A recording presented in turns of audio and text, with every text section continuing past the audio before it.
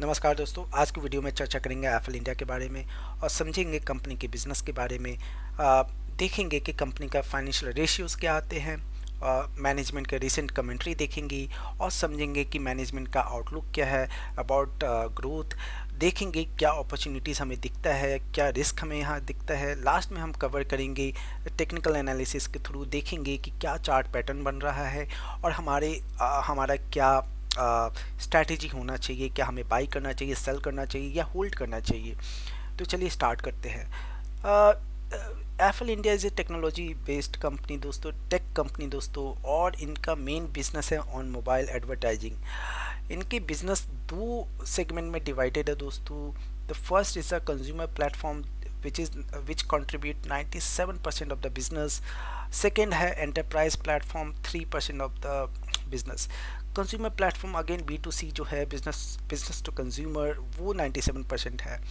Product portfolio को देखिए दोस्तों, तो ये AI based targeted ads run करने में एक्सपर्ट है और ये इंडिया की एक लीडिंग कंपनी है इन मोबाइल एडवर्टाइजिंग स्पेस। कंपनी काफ़ी अच्छे पैसे इन्वेस्ट करती है रिसर्च एंड डेवलपमेंट, और इनके पास आज के डेट में 18 पेटेंट भी है। रेवेन्यू मिक्स देखिए तो इंडिया से इनको 50% का रेवेन्यू मिलता है and rest the world contribute the remaining 50%। Product wise देखिए तो रेवेन्यू कंट्रीब्यूशन देखिए तो इनका टॉप 10 कस्टमर से रेवेन्यू 43% है, जो कि पहले 64.5% था। तो इन्होंने जो अपना रिस्क था, जो कि एक टॉप 10 कस्टमर्स पे कॉन्सेंट्रेटेड था, वो रिड्यूस कर लिया है थोड़ा। एंड गोइंग फॉरवर्ड इनका मेन फोकस वही रहेगा, इनको अपना रिस्क को कम करना है ऑन टॉप 10 कस्टमर्स। अगर प्रोडक्ट वाइज देखें तो 87% इनका जो रेवेन्यू है वो आता है CPCU से, कॉस्ट पर कन्वर्टेड यूज़र, एंड रिमेनिंग 13% इनका नॉन CPCU से आता है। CPCU होता है दोस्तों कि एक जो कंज्यूमर होता है, जो जिसे एड टारगेट किया जाता है, उस पर जो भी पैसा कंपनी स्पेंड करती है to engage the consumer to their platform, to bring the consumer to their platform, उसे कॉस्ट पर कन्वर्टेड यूज़र कहते हैं दोस्तों।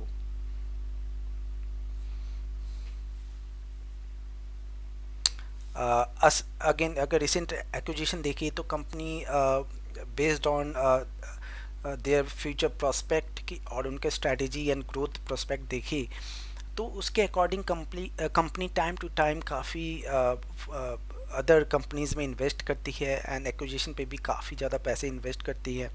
और बेसिकली ये ग्रोथ फोकस्ड कंपनी का पहचान होता है दोस्तों कि वो अपने बिजनेस को एक्सपैंड करना चाहती है, अलग अलग मार्केट में एक्सपैंड करते रहती है।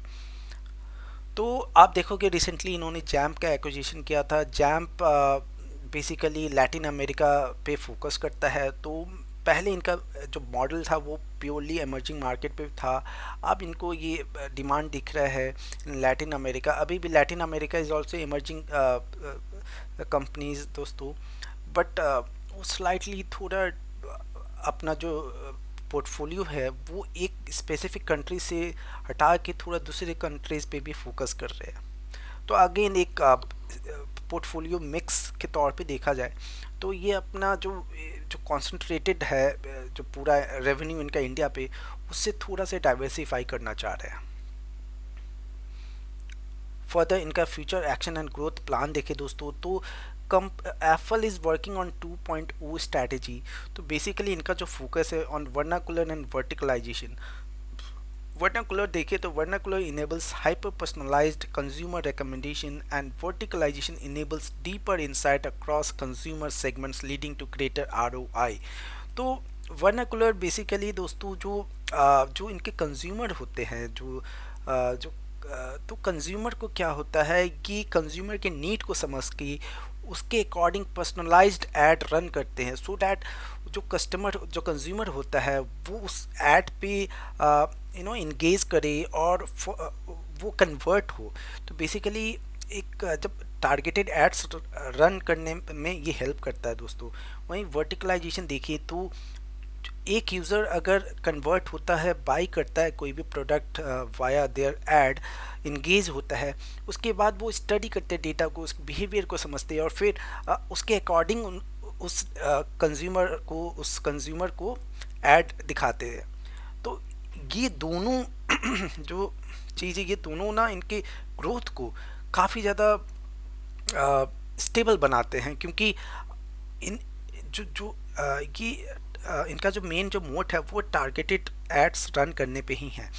तो ये यूज़र के डिमांड के बेसिस पे एड्स दिखाते हैं, और यूज़र जब कन्वर्ट होता है तो इनका जो रेवेन्यू है वो इनको मिलता है, इनका जो प्रॉफिट बनता है उसी से बनता है। अब आइए फाइनेंशियल रेशियोज देख लेते हैं। तो कंपनी का return on capital employed is 27.9, return on equity is 27.8, dividend yield is 0.0, debt to equity is 0.10। तो मिला जुला के जो रेशियोज है बहुत ही अच्छे हैं। जो रिटर्न ऑन कैपिटल एम्प्लॉयड अगर 20% के ऊपर है तो बहुत ही अच्छा होता है दोस्तों। आइए इसका लॉन्ग टर्म चार्ट देख लेते हैं। तो कंपनी रिसेंटली लिस्टेड है, कंपनी का प्राइस हम देख सकते हैं 2019 से लिस्टेड है, और तब से लेके आज तक कंपनी ने 6 गुना रिटर्न दिया है। कंपनी एक अप ट्रेंड में ट्रेड कर रही है। आइए सेल्स एंड प्रॉफिट देख लेते हैं। तो मार्च 2018 से डेटा है। मार्च 2018 में जो सेल्स थे 167 करोड़ के थे, आज की डेट में 1357 करोड़ हो गए। ईयर ऑन ईयर बेसिस में सेल्स में इंक्रीज देखने को मिल रहा है।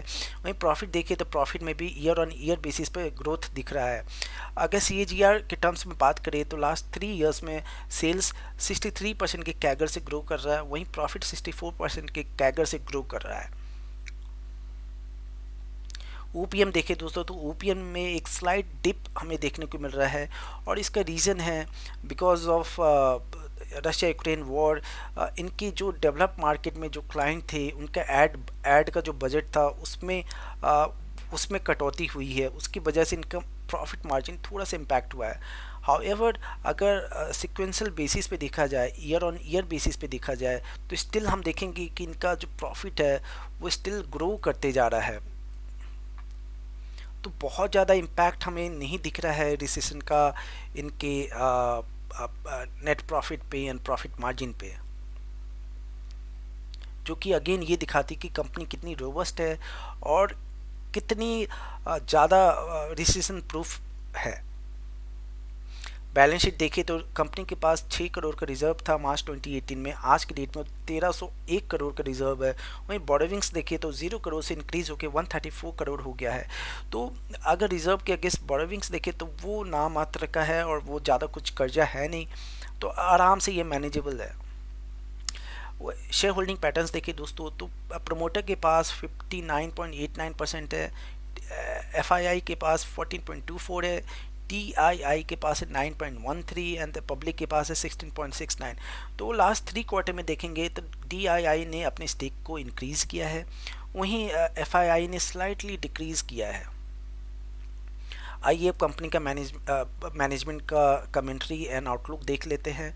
तो कंपनी का रिसेंटली जो Q2 का रिज़ल्ट आया था उसमें कंपनी ने बोला था कि इनका जो फोकस है वो इंडिया पे है, एंड इनका मेन जो फोकस है इमर्जिंग मार्केट पे ही रहेगा।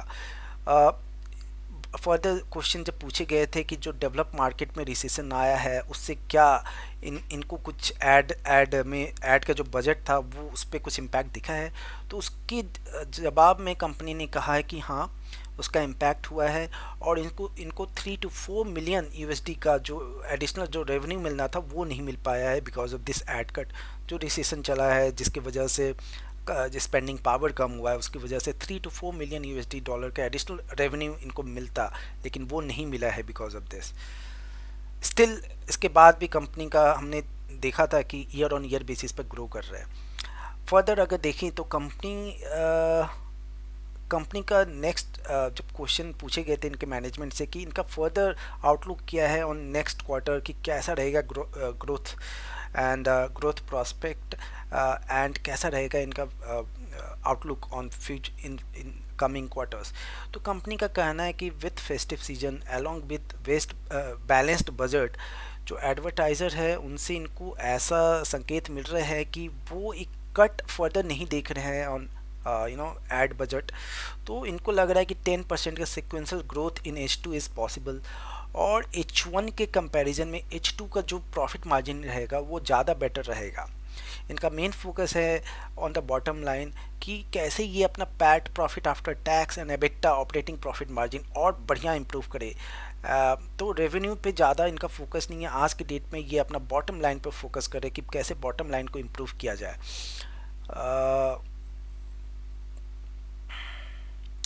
Okay, that's it. अब आइए टेक्निकल चार्ट में देखते हैं अपॉर्चुनिटी क्या दिख रहा है दोस्तों। अपॉर्चुनिटी हमें ये दिख रहा है कि कंपनी का जो ऑर्डर बुक है वो काफ़ी स्टेबल है, काफ़ी स्ट्रॉन्ग है। पहले जो ऐड होते थे अगर हम देखेंगे तो पहले टीवी पे एड्स ज़्यादा आते थे। आज के डेट में ये जो है शिफ्ट, मैं बोलूँगा कि शिफ्ट हो रहे हैं बंदे, मिलेनियल्स और जेन जी के आने के चलते क्या हो रहा है कि जो इंटायर जो ऑडियंस है वो डिजिटल कंटेंट को ज़्यादा कंज्यूम कर रहे हैं। तो उनका जो मेन जो फोकस अब हो गया है वो आप देखोगे मेनली जो बंदे हैं अब डिश टीवी से कन्वर्ट होके यूट्यूब और ऑनलाइन जैसे OTTs पे ज़्यादा आ रहे हैं। तो ये जो ट्रांजिशन हो रहा है इसकी वजह से अगर देखेंगे तो जो डिजिटल एड स्पेस है वो एक काफ़ी अच्छा प्रॉस्पेक्ट मुझे दिख रहा है कि आगे फर्दर ईयर्स में ये डिजिटल एड जो स्पेस है वो काफ़ी अच्छा ग्रो करेगा। रिस्क अभी इमीडिएट हमें क्या दिख रहा है कि बिकॉज इनका जो रेवेन्यू है वो डेवलप मार्केट से भी आता है, रिमेनिंग 50% जो रेवेन्यू है वो इनका रेस्ट ऑफ द वर्ल्ड से आता है। तो अगर रिसेशन हिट करता है तो डेफिनेटली हम जो इनके क्लाइंट्स है उनके ऐड बजट में हम रिडक्शन देख सकते हैं। जो ऐड बजट रहेगा उसमें कट हो सकता है जिसकी वजह से इनका रेवेन्यू पे इम्पैक्ट आ सकता है। और अगर इनके रेवेन्यू पे इम्पैक्ट आएगा ऑब्वियसली इनके प्रॉफिट पे इम्पैक्ट आएगा तो प्राइस फर्दर फॉल कर सकता है। आइए टेक्निकल चार्ट पे देखते हैं कि क्या चार्ट पैटर्न बन रहा है। तो ये वीकली चार्ट है दोस्तों और यहाँ देखेंगे तो कंपनी का जो प्राइस है वो इस चैनल में ट्रेड कर रहा है।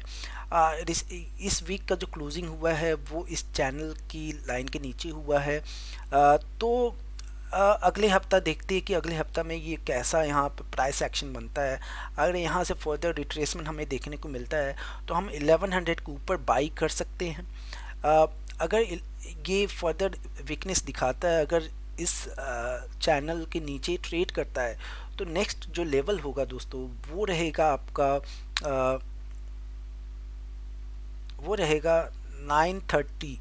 930 का लेवल रहेगा। एंड अगर ये ब्रेक कर जाता हो तो ईज़िली हम देख सकते हैं कि ये 815 तक आ सकता है। तो अगर टॉप से यहाँ का प्राइस देखे दोस्तों तो ये 30% के डिस्काउंट पे अवेलेबल है। तो कंपनी का फंडामेंटल तो काफ़ी स्ट्रॉन्ग दिख रहा है मुझे। जो कंपनी का ऑर्डर बुक है वो भी काफ़ी स्ट्रॉन्ग दिख रहा है, ग्रोथ भी काफ़ी अच्छा दिख रहा है। और टेक्निकल चार्ट में देखिए तो कंपनी का जो प्राइस है वो 30% डिस्काउंट के साथ मिल रहा है। तो ये जो कॉम्बिनेशन है ये बहुत ही अच्छा कॉम्बिनेशन है एक लॉन्ग टर्म इन्वेस्टर के लिए। वो इस प्राइस पे बाई कर सकते हैं बिकॉज ये भी एक स्ट्रॉन्ग सपोर्ट आप देख सकते हो, एक स्ट्रॉन्ग सपोर्ट पे ही खड़ा है।